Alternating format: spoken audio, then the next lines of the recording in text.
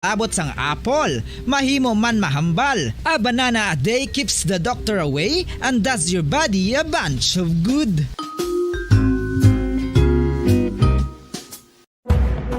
Madamo ang sahi sa pagpamasahe kay isa na diri ang foot massage. Magluwas sa relaxing feeling nga mahatag sini, nakaibalo-bala ka mo. Nga madamo man ini sa benepisyo sa lawas. Ang pagmasahe sang tiil ang maka-improve sang blood circulation. Bangod nagabulig ini sa pag-transport sang oxygen sa cells sang lawas. Nagapromote man ini sang mas maayo nga tulog, kag ginabulong ang sakit sa ulo, migraine, sakit sa liog kag likod. Nagapa-improve man ini sang modo kag nagabulig bato sa depresyon. Magluwas diri, ginapabilin sini nga healthy ang tiil kag malayo sa food problems. Bangod gina-stimulate sini ang mga ugat diri kag ginabuhinan ang stiffness kag sakit sa dapa-dapa. Gani mga kabombo, maayo gid sa lawas ang foot massage.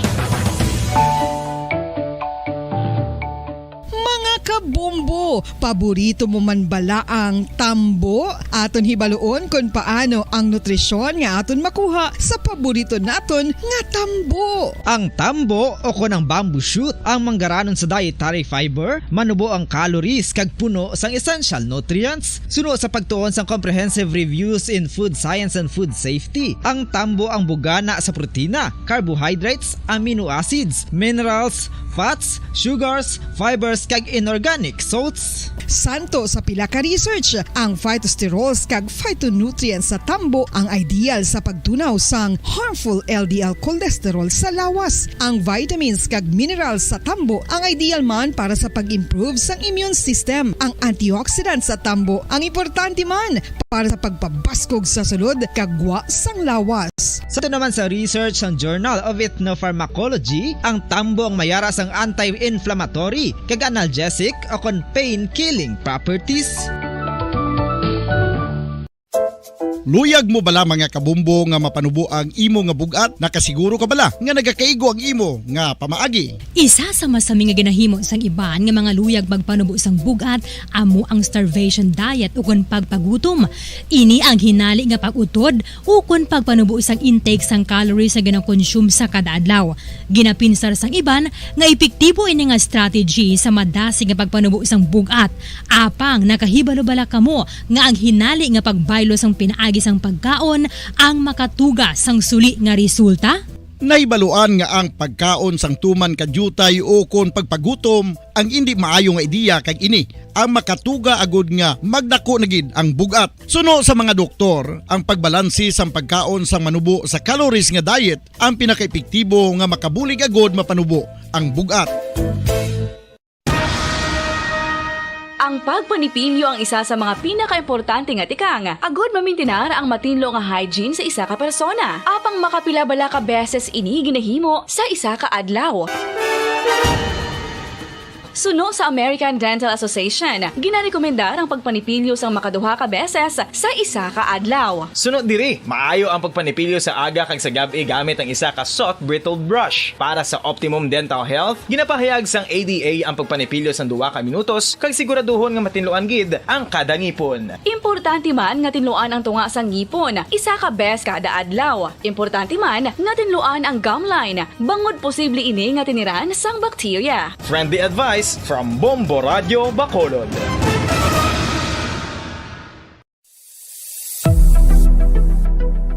Nakahibalo-bala kamo kung nga ginatawag bilang miracle liquid ang gata sang lubi? Well, ini bangod nga madamo sang mahatag nga amazing benefits sa ang coconut milk sa aton nga lawas. Suno sa pagtuon sa mga dermatologist, ilabi na gid sa kay Dr. Rahul Nagar sang Max Healthcare Institute Limited, isa ka hospital chain nga nabase sa New Delhi, India, nga napamatud-ana nga may amazing benefits ang coconut milk sa aton buhok, guya kag panit. Ang gata sang lubi manggaranon sa vitamin C, E, B1, B3, B5 kag B6 kalakip ng iron, selenium, sodium, calcium, magnesium kag phosphorus. Coconut milk also contains good concentration of lauric acid, isa ka medium chain fatty acid nga nag-convert sa monolarin sa aton lawas. Ang monolarin isa naman ka compound nga nagaangkon sang antiviral kag antibacterial properties. Kaangay sa pagpati ka ginhimo sa aton nga katigulangan, ilabirigid sang aton mga lola. Napamatudaan man sa research nga may maayo nga madulot ang pagnusnos o kon pagmasad sang aton scalp kag buhok sa ulo gamit ang gata sang lubi. Ini bangod nga nagapa-restore sang pagka-dry, brittle kag pagka-damage sang aton buhok kaangay sang split ends. Ang coconut milk ang may ginaangkon nga excellent moisturizing properties nga makadulot sang good nourishing effect. Uy, makabulig man patubo sang buhok ang gata sang lubi bangod sa mga essential nutrients sa pag-angkon sang healthy, shiny hair. Ginpanugyan nga mag-apply sang homemade coconut milk sa aton buhok. I-gentle massage ini sa sulod sang 3 to 5 ka minutos kag padasunan sang pagbutang sang hot towel. Pagkatapos sang 20 minutos, shampoohan ini. Samtang maayo man nga makeup remover kag facial scrub ang coconut milk upod sa olive oil. Hindi lamang nga ginatinuan sini ang aton guya, ginanourish man sini ang aton skin deeply. Apang, importante nga pahanumdum. Rub it gently. Maayo man nga cleanser ang gata sang lubi, bangod may antibacterial properties ini, makabulig sa pagtapna sang pagtubo sang punggod kag acne sa aton guya. The fats in coconut milk do not clog pores, thereby preventing acne. Samtang ang gata sang lubi epektibo man sa paghatag sang alibyo sa sunburns bangod sang ginaangkon nga anti-inflammatory properties sini. Ang coconut milk napamatud-an nga makapaayo man sa mga skin ailments bangod sang excellent moisturizing effect sini sa dry skin conditions kaangay sang eczema, dermatitis kag psoriasis. Ang natural fatty acid sa gata sang lubi ang makabulig sa dry kag irritated skin, kalakip na nga ginakakas sini ang mga harmful bacteria sa aton panit. Ano pa ang ginahulat nyo? Maggamit na sang homemade nga coconut milk for it really works wonders.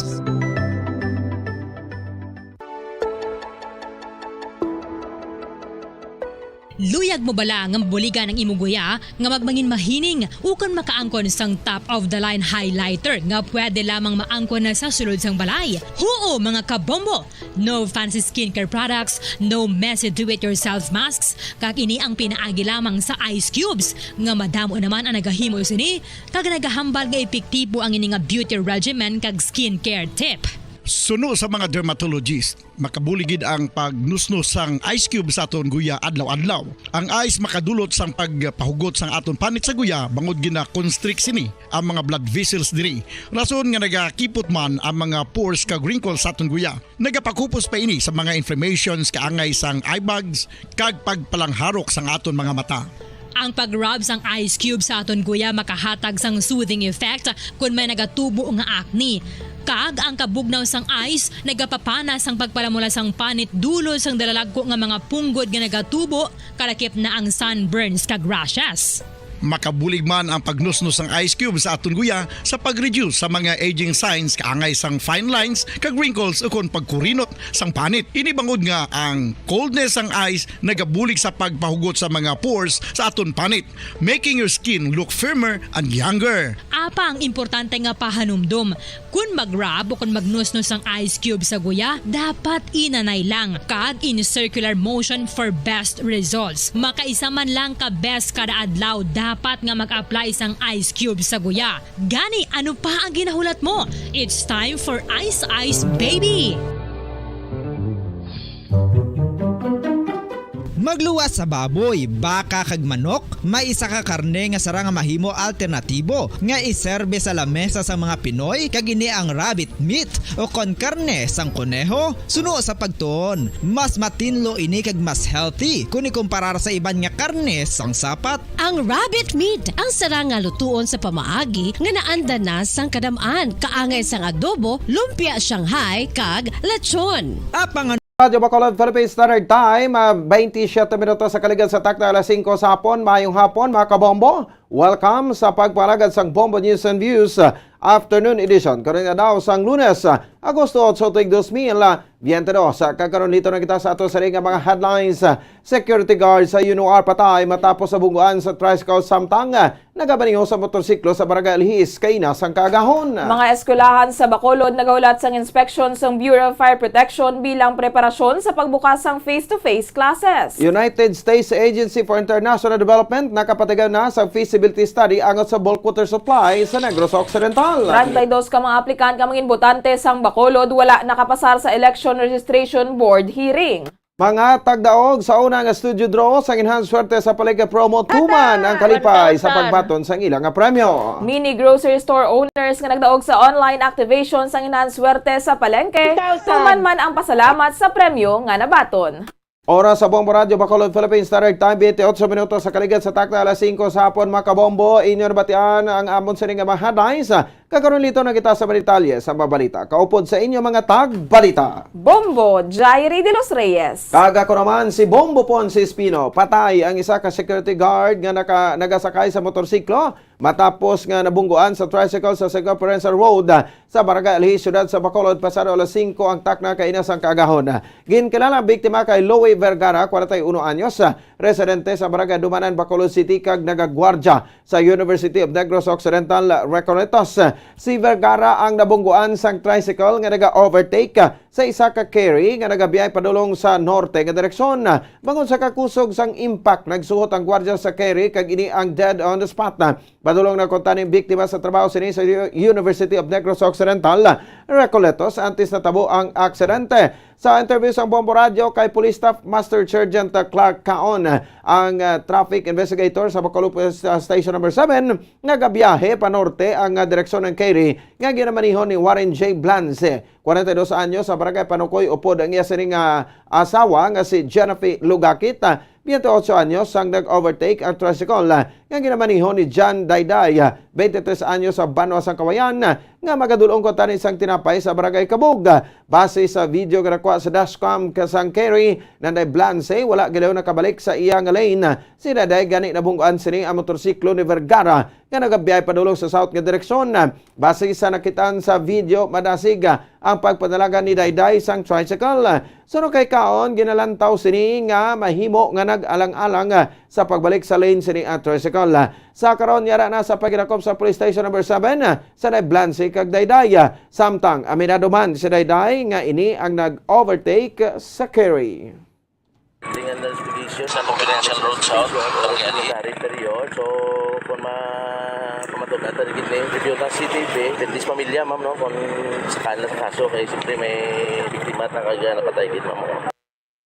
Kabay sa pagpahayag ni Police Staff Master Sergeant Clark Caon, ang traffic investigator sa Bacolod Police Station number 7. Samtang ginaulat na lamang sang Andres Bonifacio Elementary School kung abesto nga ma-schedule sila kag ma-inspection sang Bureau of Fire Protection agon nga makompleto ang ilang requirements para sa preparasyon sang face-to-face classes para sa school year 2022 to 2023. Sa interview sa Bombo Radio Bacolod kay Jeneline Masitas, principal sang abesto, ang makatapo sang BFP ang nagapadulong sa eskwelahan agod nga mag-inspect sang wiring sang kuryente kag mag-install nga fire extinguishers nga naplastar naman sa classrooms. Suno kay Masitas, ang mga BFP personnel ang mayara na sang ilang checklist nga ginadala sa tion nga mag-inspection kag sila man ang nagatumod kung may kulang o kung wala antes hatagan sang Fire Safety Inspection Certificate ang eskwelahan. Mayara naman sang personnel ang abesto nga maayo sa electrical nga masami nga nagachekyar sa mga linya sang kuryente agud masiguro nga wala sang faulty wires. Sa karon nagaulat pa sila sang schedule for inspection sang BFP agud makompleto ang ilang requirements para sa preparasyon sang face-to-face classes. Samtang nagapadayon naman ang enrollment apisar nga may training sila nga mga manunudlo bangod ang mga non-teaching personnel sang eskwelahan ang ginatugyanan nga magproseso sang requirements. Nagapanawagan man din sa mga pumuluyo nga nagapadayon pa ang ila brigada eskwela kag nagakinahanglan pa sila sang gamit para diri. We are expecting i-monitor kami nila anytime before the classes begin. I-check na nila ang amon nga wirings kung may mga faulty wirings. Ang amon nga fire extinguishers kung naplastar na sila sa insyakto sa nga lugar. Ang amon nga exit kag ang entrance sang mga kabataan nga alagyan nila kung ano in kaso nga may mga calamity or may mga sunog nga matabo. Nabatian si Jeneline Masitas, ang Principal 1 sang ABES 2. Nagdagat na sa 238 ka mga educational building sa bilog nga Negros Occidental ang na-inspect sa Bureau of Fire Protection Negros Occidental para sa fire safety bilang preparasyon sa palabutan ng pagbukas ng klase para sa school year 2022-2023. Sa interview sa Bombo Radio Bacolod kay BFP Negros Occidental Provincial Director Fire Superintendent Kim Silicio, 242 ka mga eskwelahan kag 36 ka mga government educational buildings ang ilan nga na-inspect, kalakip na ang 60 ka mga private dormitories kay isa ka public dormitory. Suno kay Silicio, wala man sila sa record nga may violation sa karon o kung kag sa karon padayon man ang ilang inspection sa mga eskwelahan ka mga dormitories. Pila sa mag-insecure sa BP personnel ang alarm system, smoke detector kag fire extinguisher kung ini ang updated. Padayon man padayonon man sa BFP ang fire drill sa meskulan agod nga makaibalo ang mainis ang dapat timuon sa tion nga may magluntad nga sunog. Stations all over the Negros Occidental, not only Negros Occidental sa pilit ng Pilipinas nagkakandak ng Bureau of Fire Protection in preparation for the opening kahit may face-to-face na ang iban blended. Dahil sa aton sa Negros, ang educational naton sa private, ang eskwelahan naton nga private pala, we have 242 na ka-eskwelahan. Si BFP Negros Occidental Provincial Director Fire Superintendent Kim Silicio. Ginpahayag sang gobernador sang probinsya sang Negros Occidental nga mayara na sang ginpatigayon nga feasibility study ang United States Agency for International Development sa pagbutang sang bulk water supply sa probinsya. Sa interview sa Bombo Radio Bacolod kay Governor Eugenio Cebong Lacson, ginpahayag sini sa iya inaugural address ang pagsulod sa public-private partnership para sa proyekto sa probinsya. Suno kay Lacson bangod sa ginpahayag niya sa iyang inaugural address, madamo na sang dalagko nga kompanya ang luyag magpartner sa probinsya. Ginlakip man sa probinsya ang syudad sang Negros Occidental sa feasibility study bangod makita nga kalabanan sang magamit sang bulk water supply ang syudad sang Bacolod. Wala man ma-include ang pagpahimo sang expressway sa probinsya bangod indi naman ini kinahanglan kag antes makaagi diri kinahanglan nga magbayad sang toll fee. Samtang naglaom naman ang gobernador nga madamo pa sang farm to market roads nga human kag nalipay man ini nga na-appreciate man sa mga pumuluyo ang ginhimo nga dalan nga sa sulod sang 20 anyos wala mahimo. In our study, clearly we have to include Bacolod. If Bacolod is not included, it is not feasible for any investor. So originally, of course, we were saying parani sa Silay, Talisay, up to Victorias, no? Pero initial study shows na talagang the heaviest user is still Bacolod.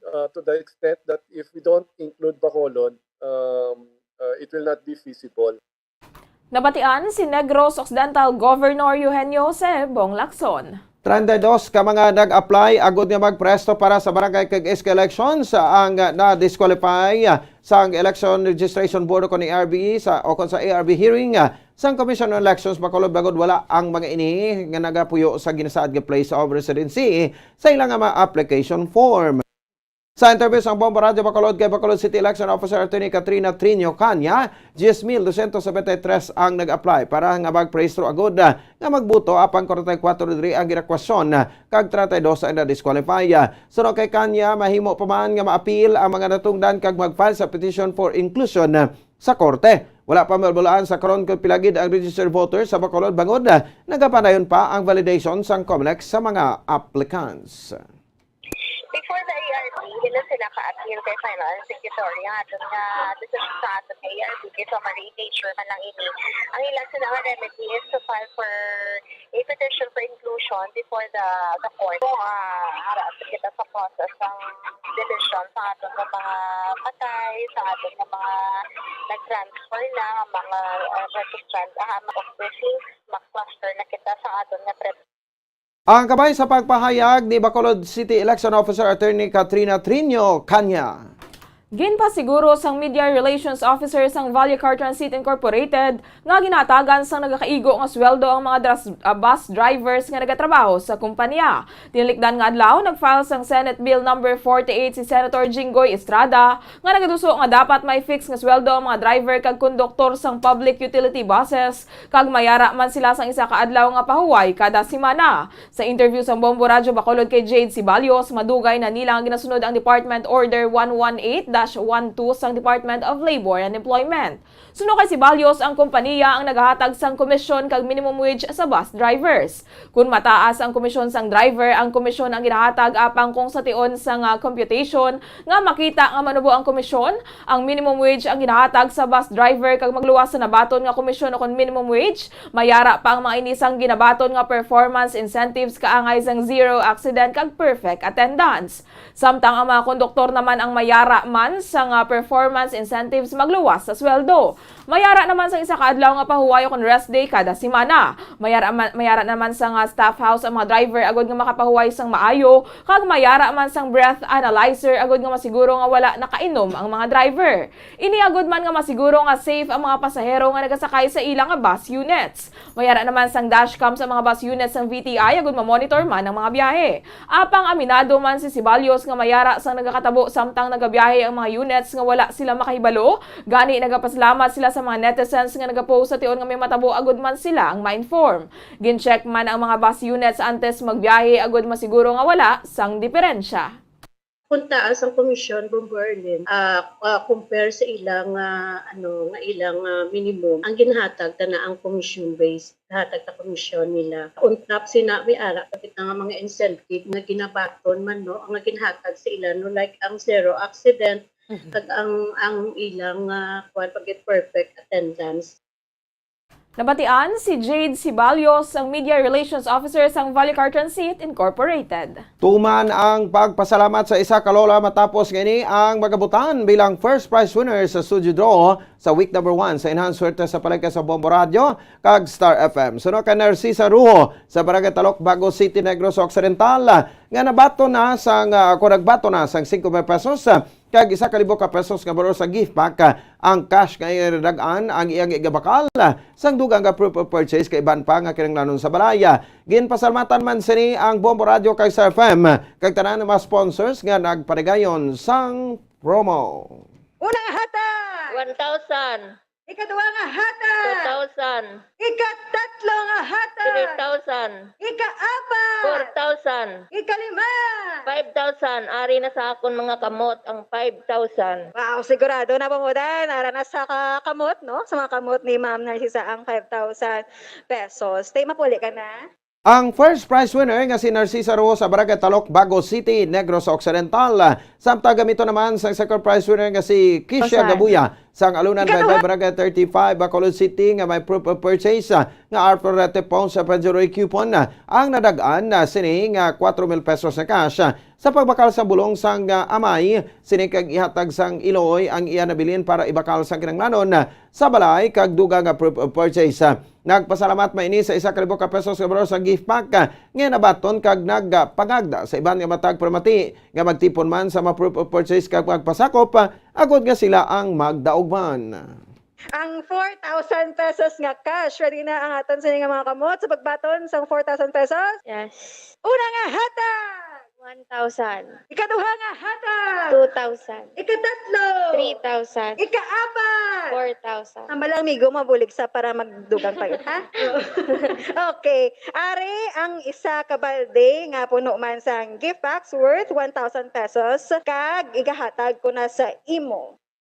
Ang second prize winner nga si Kisha Gabuya sa Alunan Baybay, Barangay 35, Bacolod City. Ginpasalamatan naman ni Joanna Noblasa sa Barangay Singkang Airport, Bacolod City nga may proof of purchase nga Silver Swan. Ang nadagaan sini nga 3,000 pesos sa cash bagod may inugdugang na ini sa bakal sa kinanglanon sang iya duha ka anak. Nagpasalamat man ini sa tanan nga mga sponsors kag sa Bombo Radio kag Star FM sa pagparigan sang promo. Ginaagda man sini ang iya tupad balay nga magpasakop man sa promo agod nga sila ang mapilian man kag magdaog sang cash prize kag gift pack pareho sa iya. Di na pagpadugayon? Mamodan, igatag na ang 3,000 pesos nga cash nga rin sa akon mga kamot. Unang hatag! 1,000! Ikaduha nga hatag! 2,000! Ikatatlo nga hatag! 3,000! 3,000 pesos nga cash na bato ni Ma'am Joanna Nobleza, no? Kag bombodan. Wala para tapos. Meri pa kita sang isa ka balde sang Orocan nga may unod, no? Nga mga gift packs. Ang kabay naman sang pagpasalamat sa third prize winner nga si Joanna Noblesa sa Barangay Singkang Airport, Bacolod City. Kag sa katapusan nga balita, nagbunga naman ang kabudlay sa mga mini grocery store owners sa pag-decorate sa ilang sari-sari store matapos nga silang napilian bilang tagdaog sa week 1 sang online activation sang inanswerte sa palengke sang Bombo Radio kag Star FM. Ginkalipay ni Lorena Flores nga tagiya sang Lorena Store sa Purok San Roque 1 Barangay Handumanan, Bacolod City ang nabaton sini nga 3,000 pesos nga cash kag 1,000 pesos nga worth sang gift pack. Ibakal man sini sang bugas kag sudan ang nabaton nga kwarta. Padayunon man sini ang pagpasakop sa inanswerte sa palengke sang Bombo Radio kag Star FM. Ginpasalamatan man sini ang tanan nga sponsors sang promo. Ma'am Lorena, ready ka na sa pagbaton? Ready na. Okay. Bombodani, hatag na ang 3,000 pesos nga cash plus ang gift pack, no? Nga rara kasulod sa Orocan, 1,000 pesos ina siya, no? Balor. Ready ka na? Ready. Okay. Una nga hatag! 1,000. Ikaduha nga hatag! 2,000. Ulihin nga hatag! 3,000. 3,000 pesos cash. Ara sa mga kamot, ginakaptan na, kagkaroon magasto na. Napatian si Lorena Flores ang winner sang 3,000 pesos nga cash sa online activation. Samtang tuman man ang kalipay ng Day Maria Elena Canillo sang sitio Laghit Ibi Magalona, Negros Occidental, kaga Maria Teresa Ramos sang Purok Miracle Barangay 6 Bacolod City matapos nakabaton sang tag 2,000 pesos nga cash kag 1,000 pesos nga balor sang gift pack. Lunsay man sila nga nalingaw man nga mag-decorate sa ilang tiyangge gamit ang mga sponsors sang Bombo Radio. Nagpasalamat man ang mga ini sa Bombo Radio kag Star FM sa cash kag gift pack nga ila nabaton. Oras sa Bombo Radio Bacolod, Philippine Standard Time, 44 minutos sa kaligid sa takta, alas 5 sa hapon mga kabombo. Ato na panambalikan nato sa Riga Headline. Security guard sa UNR patay matapos mabungguan sang tricycle samtang nagabaninho sa motorsiklo sa Barangay Alhis kaina sang kaagahon. Mga eskwelahan sa Bacolod nagahulat sang inspection sang Bureau of Fire Protection bilang preparasyon sa pagbukas sang face-to-face classes. United States Agency for International Development nakapanagan na sa feasibility study angot sa bulk water supply sa Negros Occidental. 32 ka mga applicants nga mga botante sang Bacolod wala nakapasar sa Election Registration Board hearing. Mga tagdaog sa unang studio draw sa inanswerte sa palengke promo tuman ang kalipay sa pagbaton sang ilang premyo. Mini grocery store owners nga nagdaog sa online activation sang inanswerte sa palengke tuman man ang pasalamat sa premyo nga nabaton. Oras sa Bombo Radio, Philippine Standard Time, 45 minutos sa kaligid sa takdak, alas 5 sa hapon mga kabombo, inyo nabatian ang kabugusan ng pagbalita sang Bombo News and Views afternoon edition ko ng adaw sang Lunes, pet sa utso sa bahin sa bulan sang Agosto 2022 sa kagaming ang inyong mga tagbalita. Bombo Jairi de los Reyes. Kagako naman si Bombo Ponce Espino. Nagpasalamat sa paupo pagpumati para sa pambansang radyo ng Pilipinas. Consistent overall, number 1 sa Bacolod. Pasta Radyo. Bombo! Kag sa aton nga Bombo News Analysis, nga ginbasa ni Bombo Daniel Lecciones may tigulo, Brigada Eskwela. Una nga hatag! 1,000. Sa masunod na nga mga sinimana magasugod na ang klase. Nagakalangkag na magbalik sa mga eskwelahan ang aton mga estudyante. Halos 2 ka tuig wala nila makita ang ila mga maestra tungod sang dako nga kalitan nga gindulot sang pandemya. Masako na ang pagpanghanda sang aton tag sa kabulutuan. Kaysa masunod na nga semana ang klase pagabuksan. Mga manunudlo sa ila kwarto nagapreparar. Lamisa kag mga plungkuan ila na sang maayo ginplastar. Brigada Eskwela ato na ginsugdan, isa kay limuon nga bayanihan, nagagda sa aton stakeholders kay mga ginikanan, pagpaninlo aton buligan para maging safety aton mga kabataan. Kabay pa ina nga hilikoton, aton gidapat sakdagon, Brigada Eskwela aton suportahon para nalanggid sa aton kabataan nga edukasyon. Ang ini ang pangunahuna pananaawan naging padala ni Leo Seralbo sa Barangay Mansilingan, Bacolod City.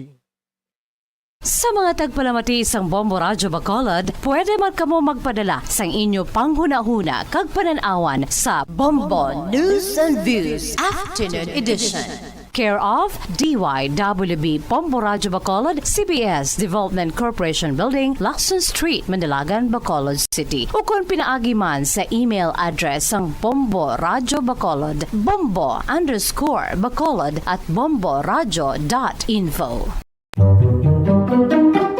Magluwas sa baboy, baka kag manok, maisa ka karne nga sara nga mahimo alternatibo nga iserbe sa lamesa sa mga Pinoy kag ini ang rabbit meat o kon